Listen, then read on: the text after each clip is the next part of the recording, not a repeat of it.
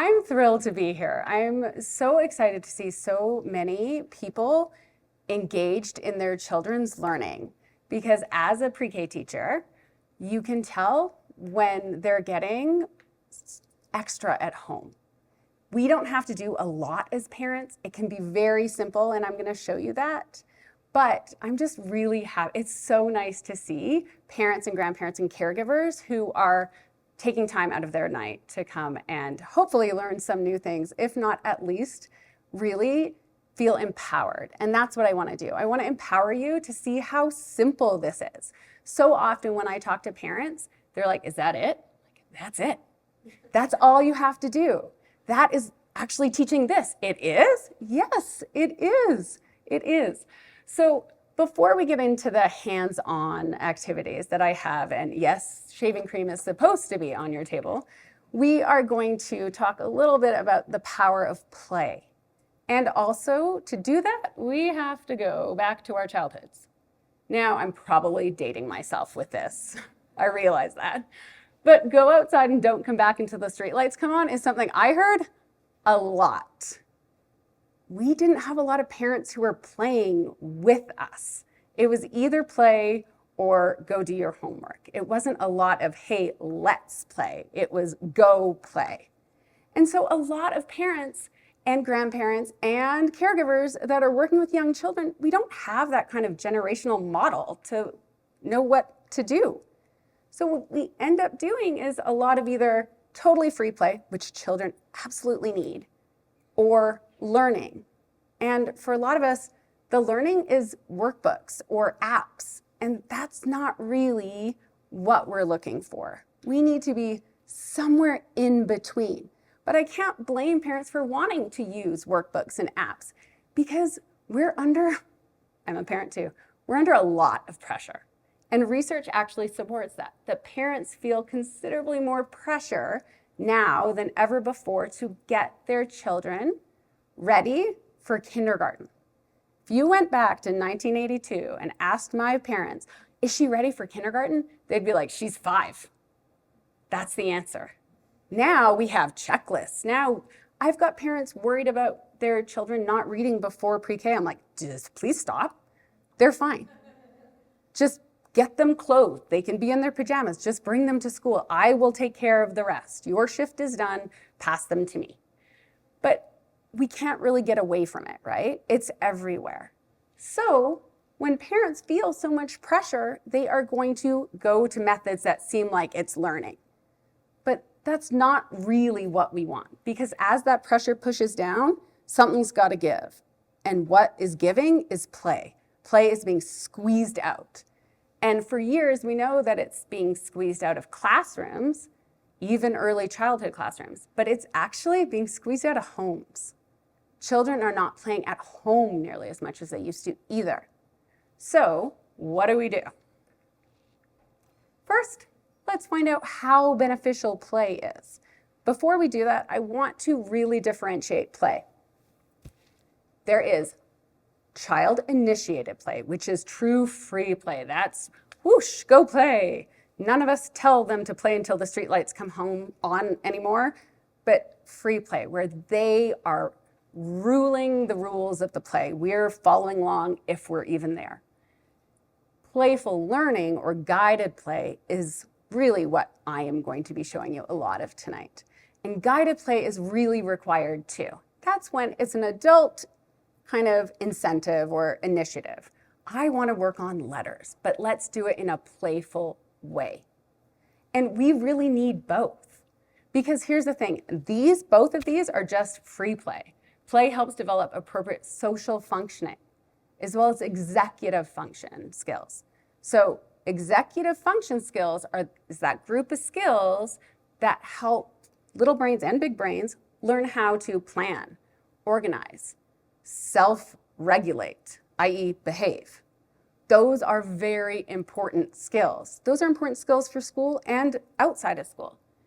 But often, when I tell parents, play is learning, it's not a break from learning, it is learning.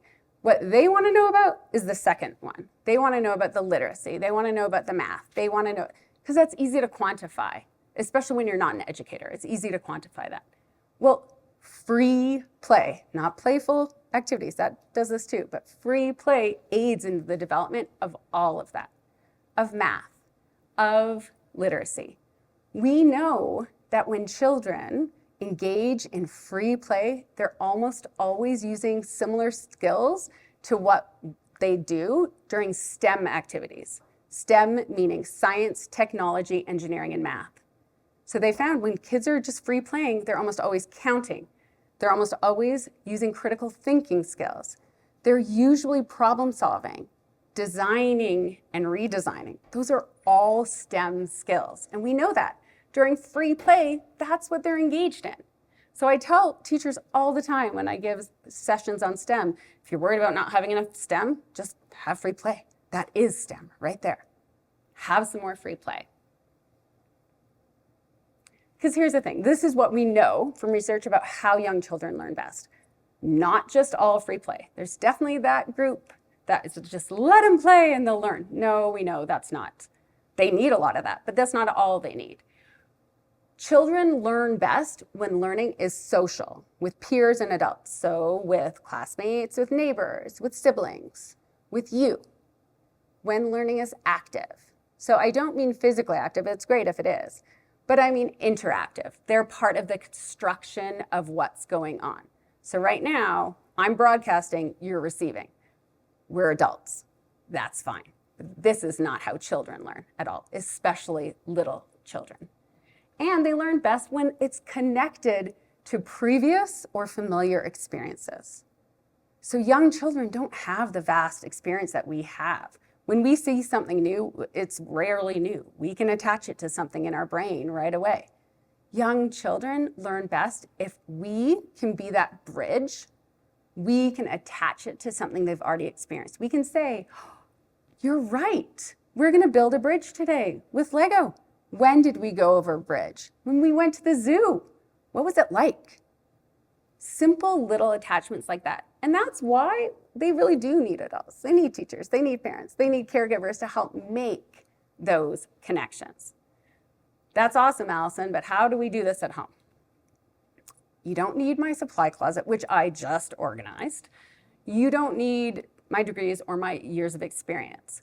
What we need is this, very simply. We need ample time for true self-initiated play. That is not wasted time. That's not time off learning, that is learning time.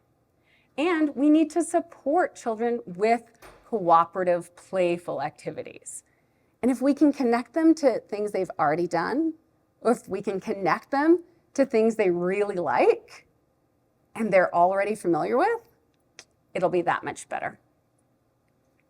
So that's what I'm doing. Even though you guys are not my regular 4- and 5-year-olds at circle time, I am connecting our learning today with something familiar. HGTV. We love going, I haven't bought a house for 13 years, but I love watching other people buy houses. I love going through their houses, watching their remodeling, because that is not fun to actually do. It's much more fun to watch.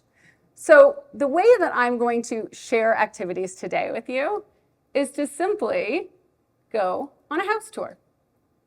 This looks nothing like my house, but hopefully this house has similar spaces to yours, so that when you do go home, you're like, oh, remember that activity? That was in the bathroom. And maybe what I suggest up in the bonus room works better in the kitchen for you. That's fine. This is just how I'm sharing it. We are going to start with the bonus room. I don't even have a bonus room, but we would just play this all over my house and all over my classroom.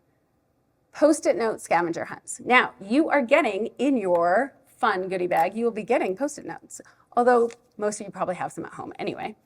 But Post-it note scavenger hunts are, this is what you need, that's it. Like, there's no reason that you need to go to expensive teacher stores, even if you're homeschooling, to get a ton of stuff. It's so simple. So some of the ways that you can use Post-it scavenger hunts is for letter hunts. I mean, that's pretty self-explanatory. Hide some letters. But what might not be self-explanatory is, do you have to do all the letters? No, you never have to do all the letters, never. If your child is starting to really work on letters, like if this is something you're really working on, I would have some letters that they have down, like just they've mastered them, and some they're really struggling with, because they will get confidence with the letters they know. Yes, I know this. You can do this. Of course you can. And they will still get the work on the ones that they haven't mastered yet. It'll give them that boost to keep going. Upper and lowercase matching. Have the uppercase with you. At my house, it was always the bench in the kitchen. I would put them out. Hide the lowercase. Have them find it, come and match them up. And of course, the whole time, like, what we have to remember is none of these activities are tests. We're not quizzing our children.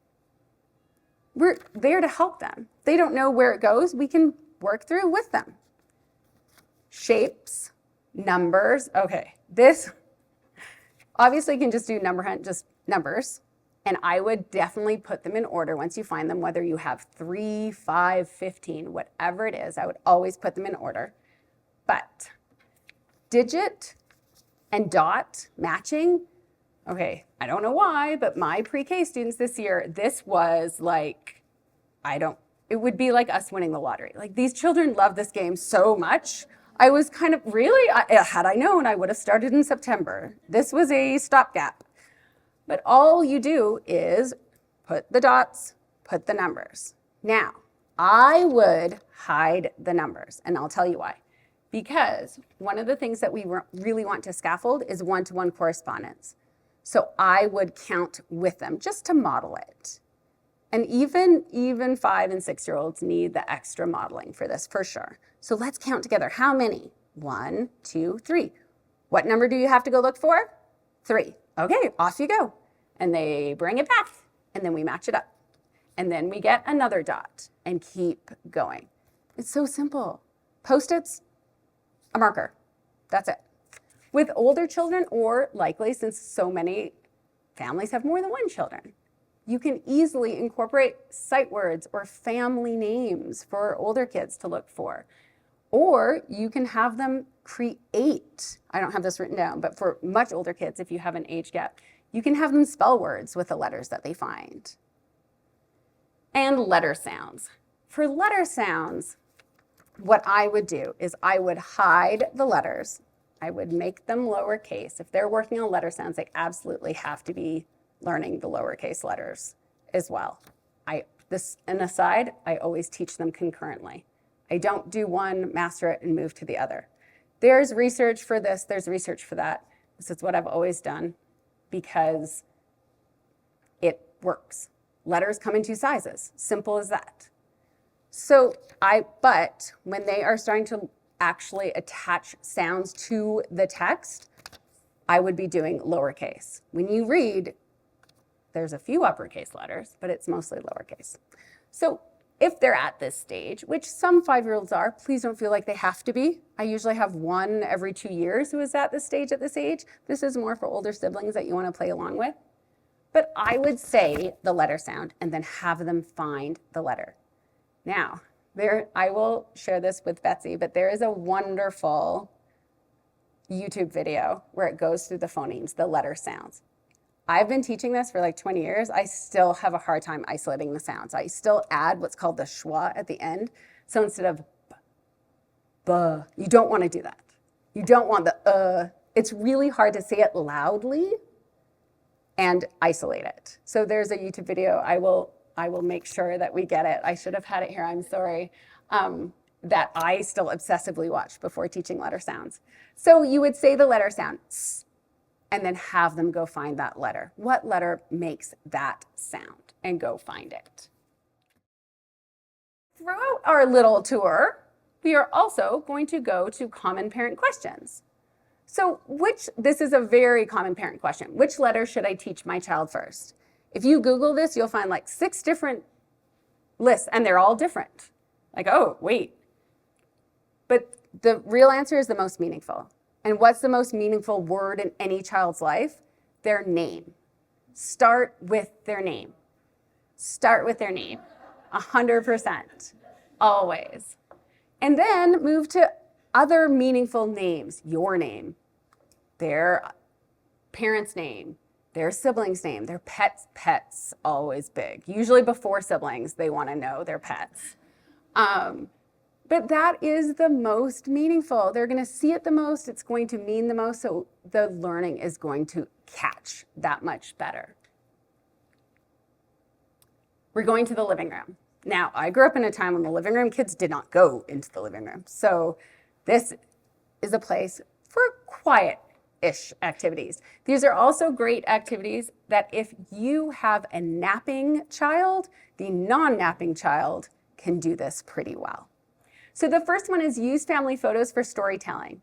This came out of necessity when my daughter's car seat got checked at the airport, and it was not supposed to. It was supposed to go on with us. And she was like maybe just 2, which is the worst time ever to take a child on a flight because they're strong enough to get that buckle undone and they don't want to sit.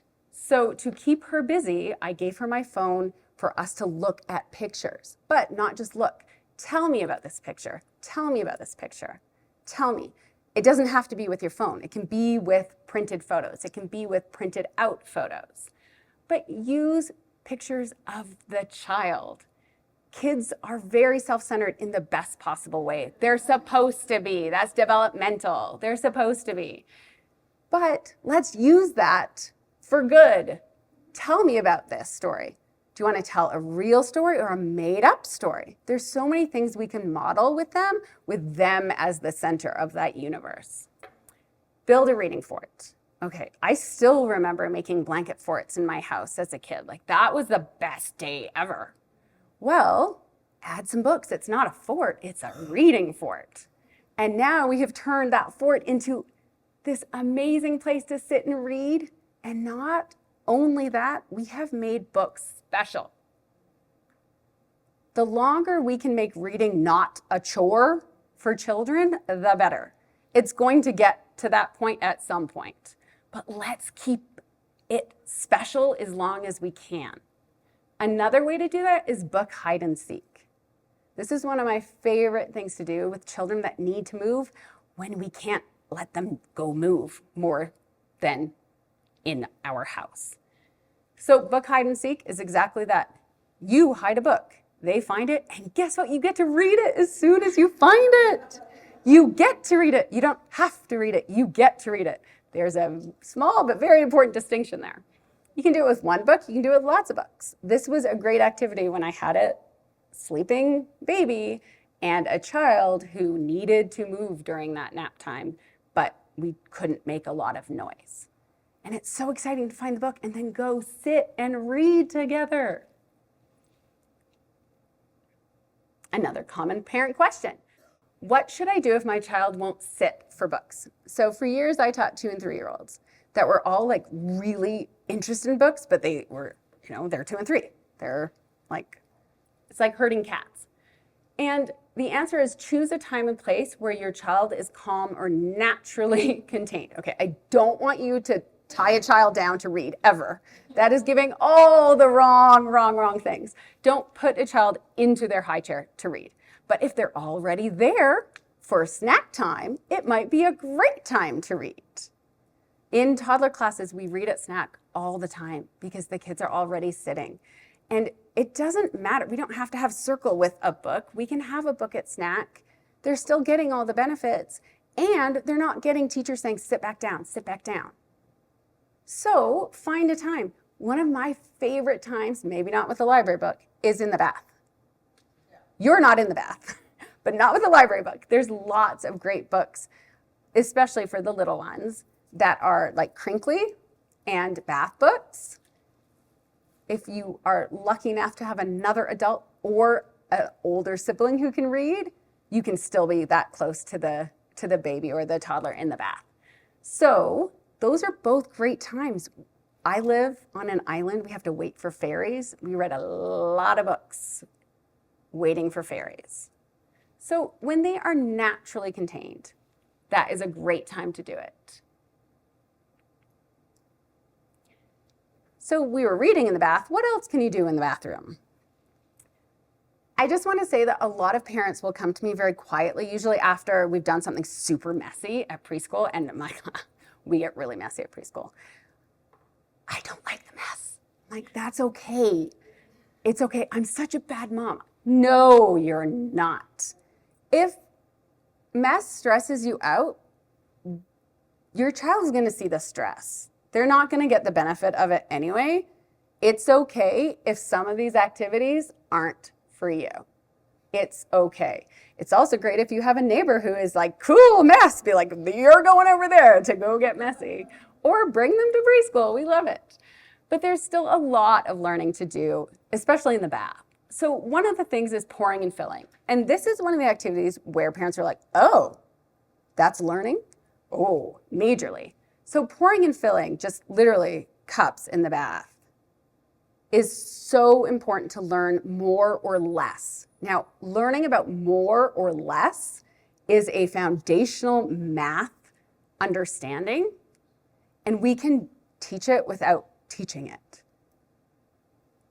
All you have to do, which one has more, which one has less, and it's so natural and calming in the bath to do that. You can bring in even more if they're a little older.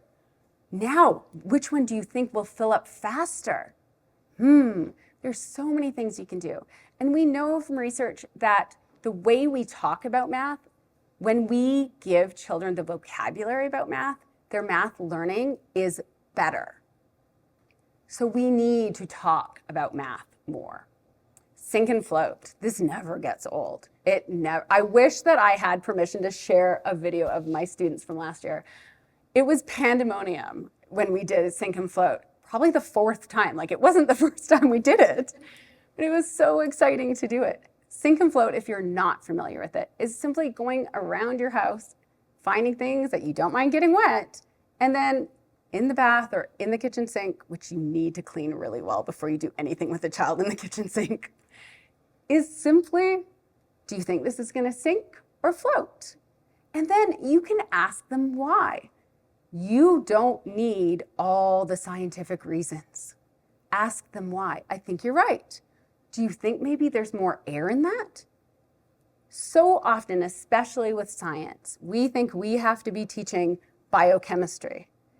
When we do reading stuff, we're not like, oh, well, I didn't get to Shakespeare today. Like, no, we don't have to go all the way to the most developed form.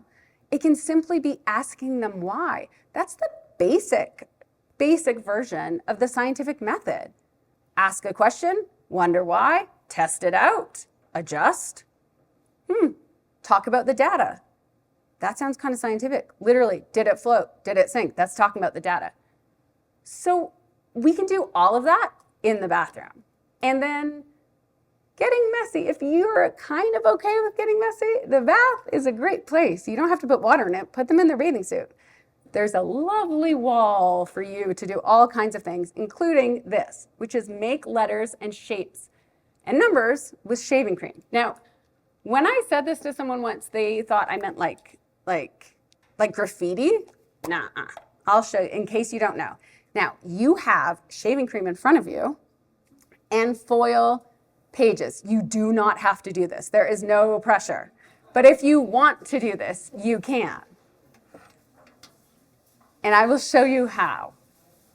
You simply put a little bit on, or if you're my students, you put a whole bunch. I will show you a picture. That's my classroom. And you can see. Put a little bit, and then what you want to do is you want to smear it. Kind of evenly. Doesn't have to be perfect at all. I will say you want to use Barbasol. The dollar store almost always has Barbasol. You can't use gel for this. And then, using a finger, you can write. Now, here's the magic of this activity, is that long before children have the fine motor skills or the dexterity to use a pencil and write the letter, they can do this with their finger. That gives them so much confidence. You don't have to write like a 6 or 7-year-old. You're writing like a 4-year-old. And that's great. And here's the best part. Just like an Etch-a-Sketch, except like not, because you can't do anything with an Etch-a-Sketch, is you spread it back out. And then you can do a different letter. I'm going to do a B.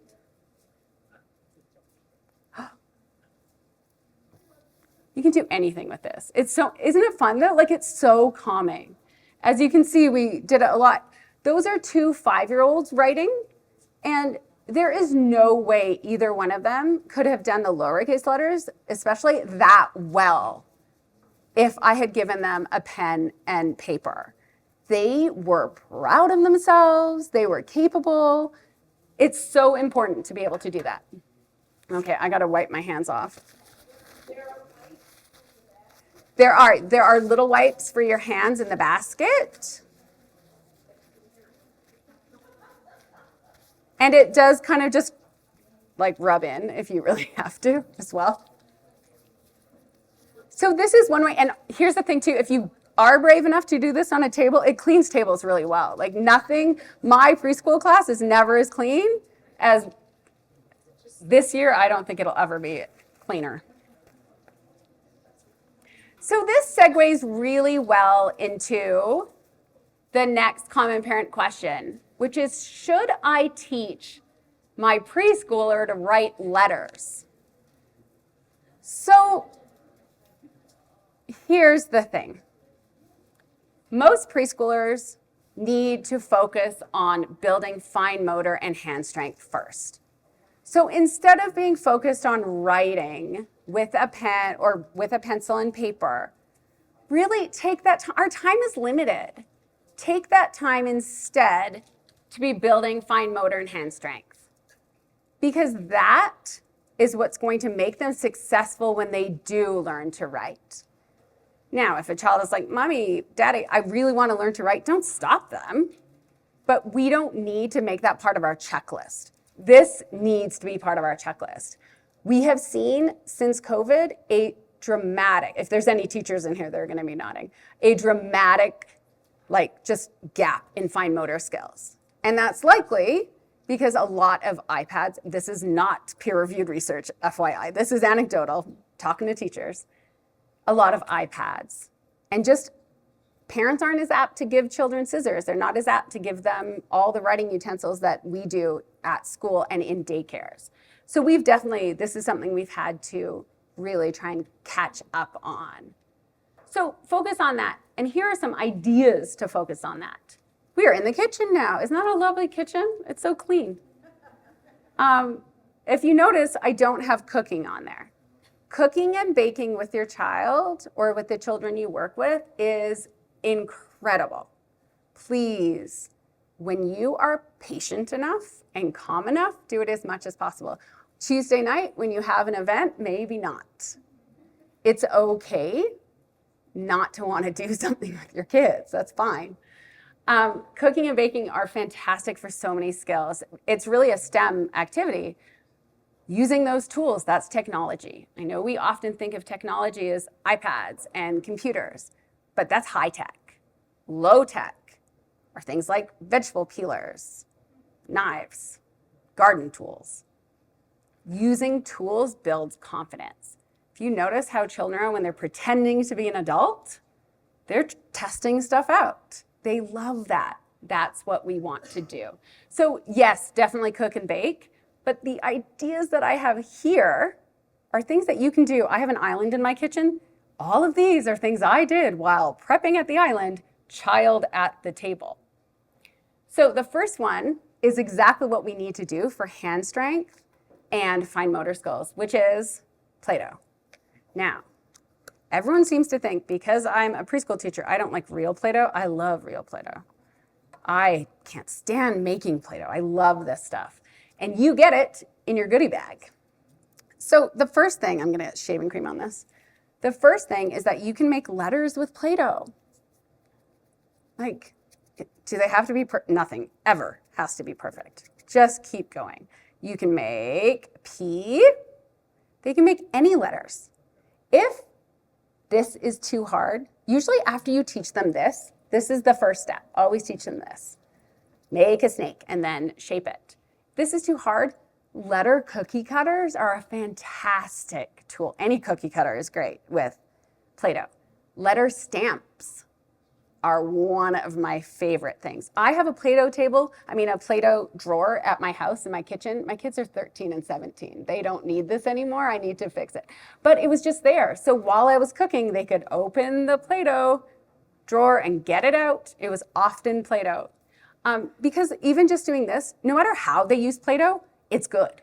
It's not always appropriate, but it's good. Because if they're squishing it, they're building hand strength, which they need not just for handwriting. Doing up that coat, doing up their pants, using a fork properly.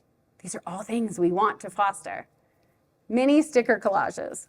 This is so simple that most parents don't think of it. So in your bag, you'll be getting stickers.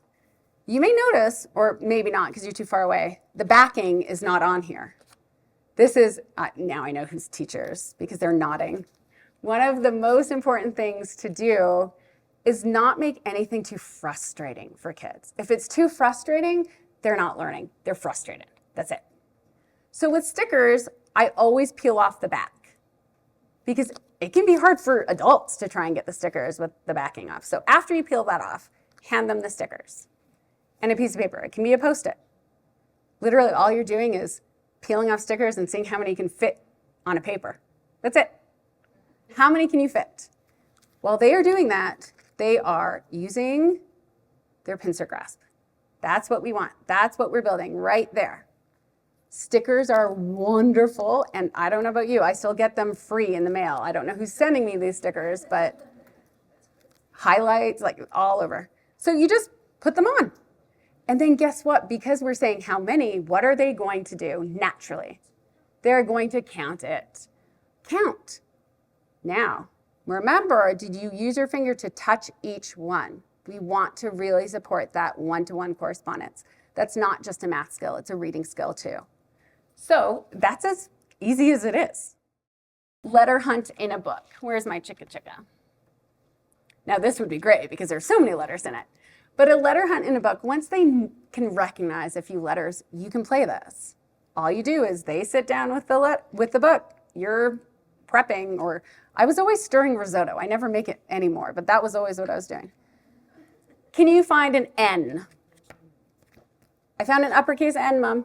Great. Now can you find a P? That's all it is. With younger kids, what could you do if they don't know their letters yet? Can you find a tree? This book is not great for this because there's not a lot of stuff. A great book for this is called In the Town All Year Round. There's no words at all. There's a ton of pictures. You can say anything with it. You could go for hours. It's so simple, and they are learning so many skills. They're learning skills called visual discrimination, which is just simply discriminating between two shapes of things. It's needed for everything.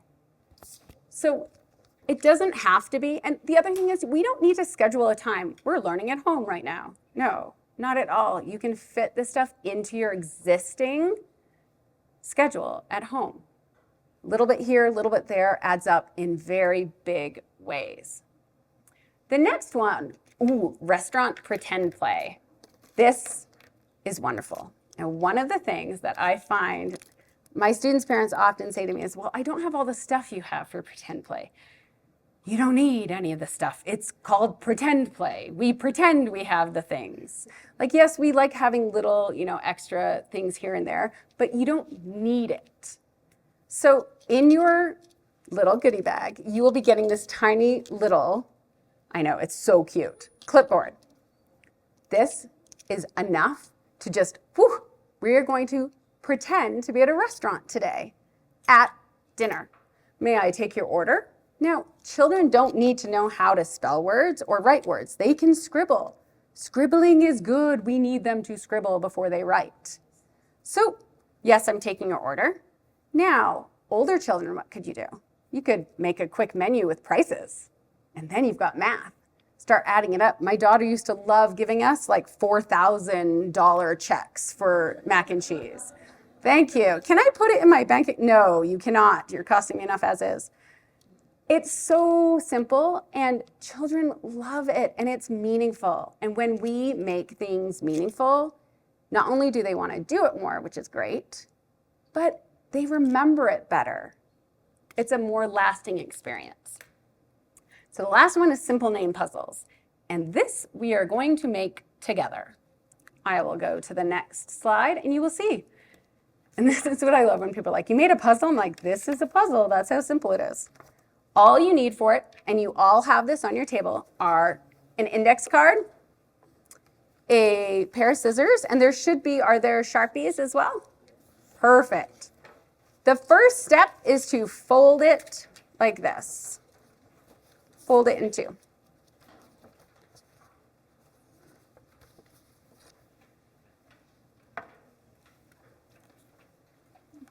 The next step, you can tell I'm used to teaching preschool. I give steps one at a time.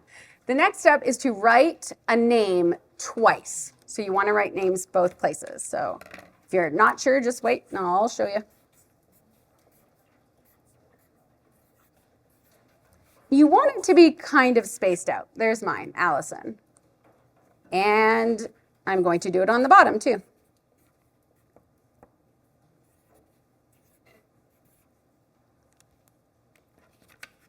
So now we have two.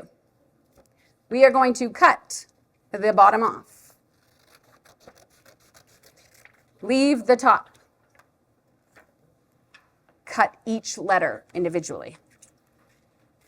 So you have however many pieces, you have letters.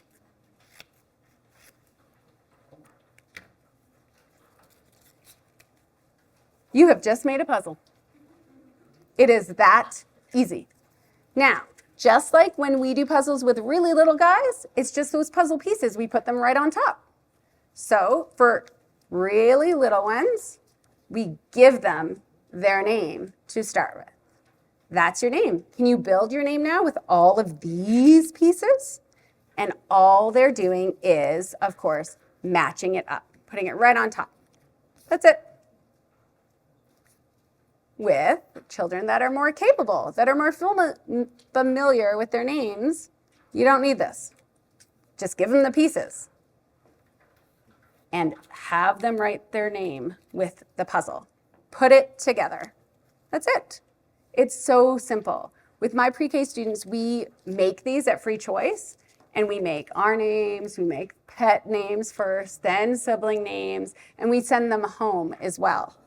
And what's fun is I always keep one, and they start building their friends' names eventually as well, because they're meaningful to them, right? They're meaningful. They see their friends' names on their cubbies, just the same way we see our family's names on Christmas presents or all over. If you have older kids on their door, don't come in my room, this is my room. So names are so important for learning, and this is a simple, simple way to do that. I've lost my learning on the go. I had to have suitcases because I do not like road trips. I was like, I've got to add some suitcases to this picture. So learning on the go, often when things are familiar for us, we don't necessarily see the value in them. So like I Spy, we're like, oh yeah, I Spy. Really? Is that groundbreaking? Does that need to be on the slide? Yes, because do you know what I Spy does? When you're playing I Spy, this is me geeking out right now. When you're playing I Spy, and I say like, I spy with my little eye something that is blue, and a child says, your dress. No, they have to remember it's not the dress and go to something else.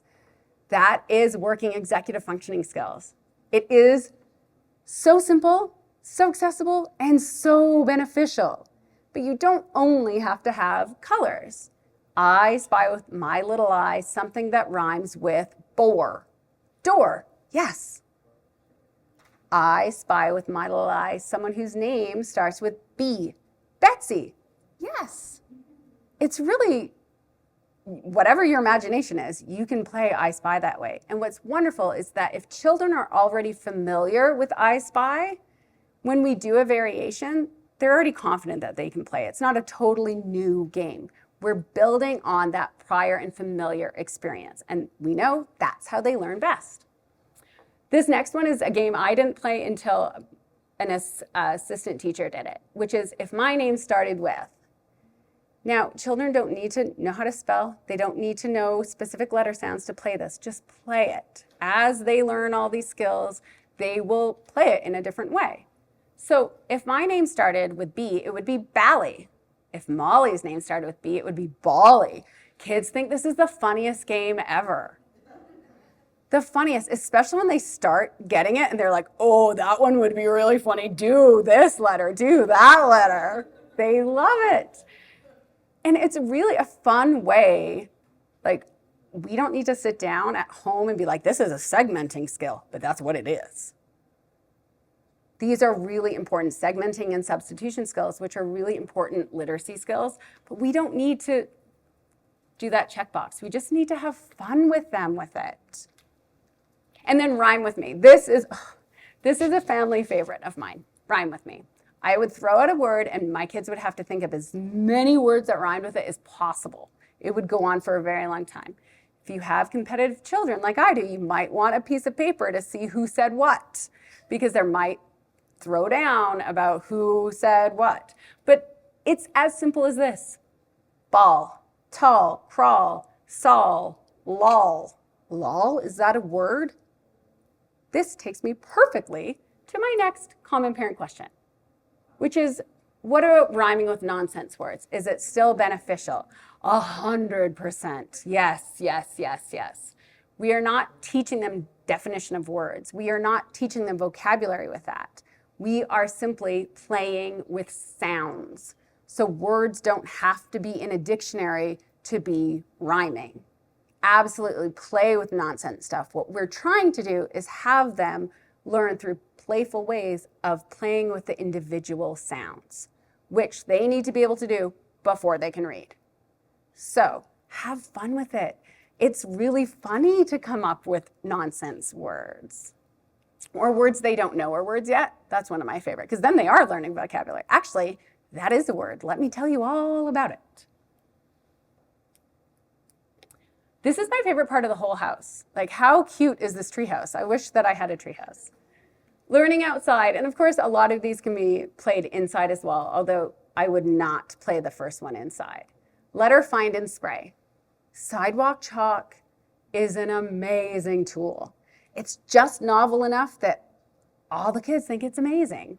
And it still does so many of the skills. It still works on so many of the skills. So what letter, find, and spray is you write letters or shapes or numbers on some concrete, on your driveway, on the sidewalk with sidewalk chalk. And then you give the children something to spray it with. Don't use a hose. Don't. That's why I said spray, not a hose. Do not use a hose. Unless you have just that really eager child who's like going to follow all the rules. Just a spray bottle. It doesn't have to be completely erased either.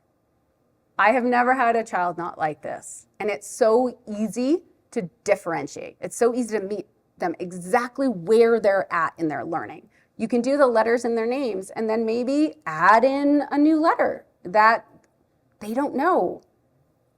That way they're building that confidence and then you're introducing something else. You can do it with anything as well. Chalk self-portraits.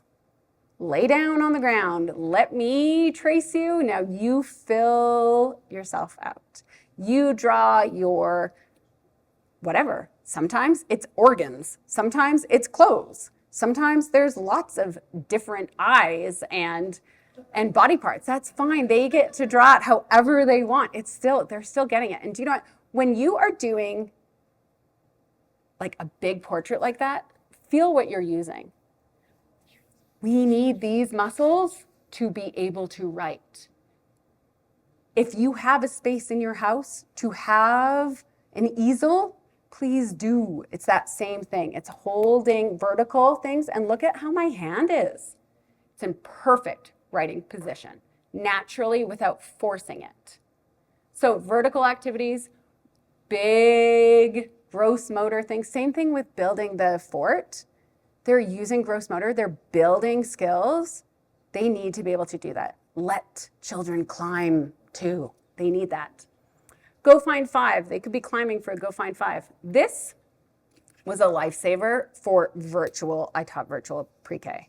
This was wonderful for virtual pre-K, but it's great for in person anytime. Inside, outside, foam die. You get one in your goodie bag. I love this goodie bag. It's a simple foam die, and all you do is you roll it. And then you say, what did we get? 2. Go find 2 socks if you're inside. Go find 2 rocks if you're outside. Roll it again. What did you get? 3. Now remember, when they bring it back, let's model that one-to-one correspondence as well. Just model it. We don't have to be like, this is one-to-one correspondence. Just model it. So roll it and go find the stuff. Go find 5 leaves. You can make it even more specific. Go find 5 green things. Go find 5 round things. If it's too easy, that's not good either. We want to be right in the middle. We don't want it to be too hard. We don't want it to be too easy. We want it to be right in the middle where they need just a little bit of our help, just a little bit of scaffold. That is where the learning is going to happen. The next one is bug hunt. You get this in your printout as well. Feel free to make as many copies. I made it, so you have permission. This is a bug hunt. Now, you can just go and do a checkbox, or you can tally marks. Oh, we saw 6 butterflies. Now, here's the thing. A very simple prop, like a magnifying glass, which is in your goodie bag, can turn any hunt into just this amazing playful experience. We did a gingerbread man hunt in my class. Like literally they find a cookie. I teach at a church school, so we do a lot at Christmas. They were still playing that in May. In May, I was like, y'all, we've had an Easter egg hunt since. But that means how much fun did they have? And it was cooperative, it was playful. So a simple little thing like this can turn a bug hunt into an event or a letter hunt too, whatever you want to do with it. This is just enough prop to really tap into that pretend play. And we know that when children are engaged in pretend play, they are working on a lot of literacy skills as well. They're working on storytelling. They're usually working on vocabulary that they don't know. And vocabulary is vital for reading. Because if a child knows a word before they go to decode it for the first time, it is that much easier to do. Because reading has 2 parts, comprehension and the actual physical decoding. So if they already have one part, they can put all their energy into the other part, and it immediately makes that connection. So vocabulary is so important. But not more important than this. Nothing is more important than reading together. Truly, research has found that over and over again, ad nauseum, because it's true. Shared reading is the #1 thing. And when a parent says to me, if you have one piece of advice, what would it be? I would always say, make reading part of bedtime. And the reason why is kids go to bed every day. They don't necessarily go to bath every day. Mine definitely didn't. But they go to bed every day. Even on red-eye flights, I would have Goodnight Moon for my toddler because he could not go to sleep without hearing Goodnight Moon. I didn't really need the book anymore. But not only will you at least get one book in every night, it just becomes part of their routine, not just when they're little either. So we're trying to get them to be lifelong readers. There's usually a big dip in the middle somewhere, but that's okay. If this is what we set out as the foundation, it will be that much better eventually. And the other thing is that research has found that even one book a day from as early as 2 weeks old, I just read this study, so I'm totally geeking out on it. 2 weeks old makes very obvious literacy gains. So when you're like, I don't have that much time to read, go find a very short book and read to them anyway. Make it part of bedtime.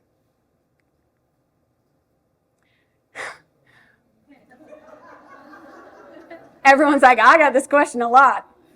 My child wants to read the same story over and over. Should I read it again and again? I've never had a parent ask me this where they wanted me to say yes.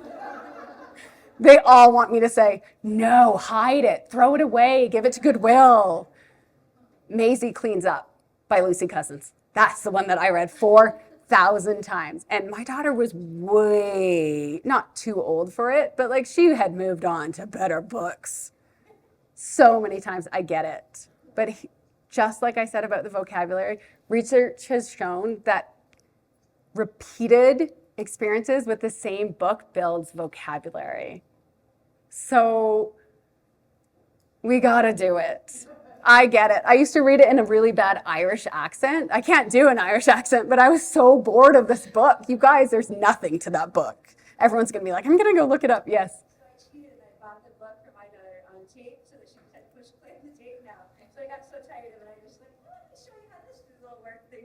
You do what you gotta do. And I'm not going to, I've had so many parents be like, I hit it. I was like, well, and I try and like vocabulary, but do you know what? Ultimately, you have to survive with that child in your house as well. But yes, it is very beneficial to keep reading over and over. And I want to say this as much as possible, which is that shared reading really is the number one thing. So if you have no time that day, that month, that week, if there's other things, as there are, if you read one book, you've at least done the very best thing you could do as well. It's simple and you've already done the number one thing. And I just want to show you really quick, all of you are going to get Chicka Chicka Boom Boom in your bag. This copy, I have my copy with me. It doesn't look like this at all. It's like tattered.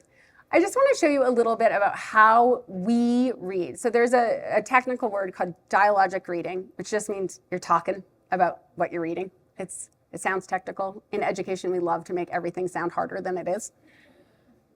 But I'm going to show you a little bit if you don't know how to do this. And I would say that at home, I wouldn't do it like I do in class all the time.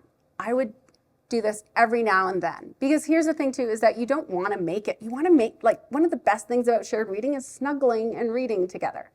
So sprinkle, that's the word I was looking for, sprinkle it in. So I'm going to read it like I would if a child is here. I'm not going to do my teacher reading. So I would say, oh, you got Chicka Chicka Boom Boom. Chicka Chicka Boom Boom, that's the title. Do you know what these names are? What are these names? I like pretending like I don't know because kids really like to tell you what to do. Especially mine. Oh, by Bill Martin Jr. and John Archibald. Do you know who they are?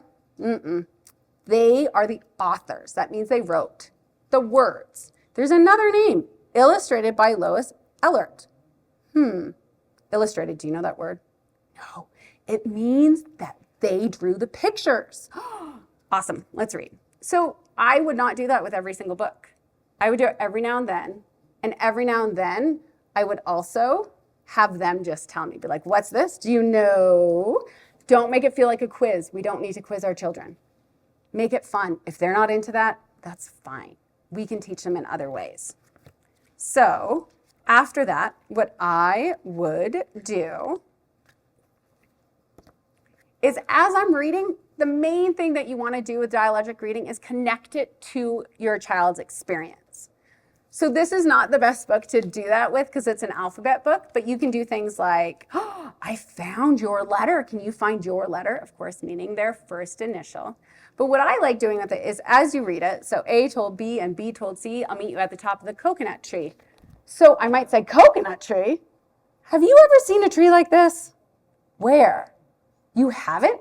Do you know what? When I was a little girl, I went to California and they have trees like this, but we use a different name for it, palm tree.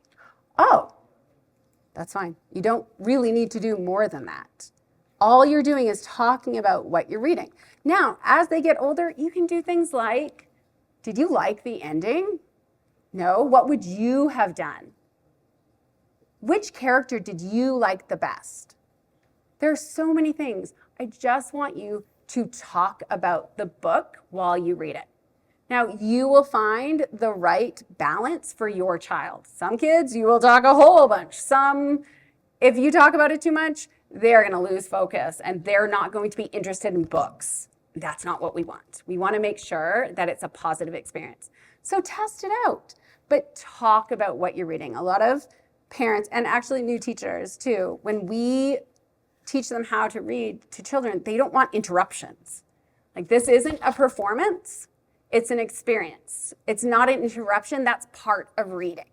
So don't think of it as interruption. Think of it as part of what you're doing. It's called shared reading. You're sharing it. So hopefully that gives you a little bit of tips for that. When I do this for teachers, we have like a system and stuff. But even most teachers, I'm like, do you know what? If you're focused too much on the checklist, you're not going to read it well anyway. Just talk about what you're reading, connect it to the children you're reading it to. And that's it.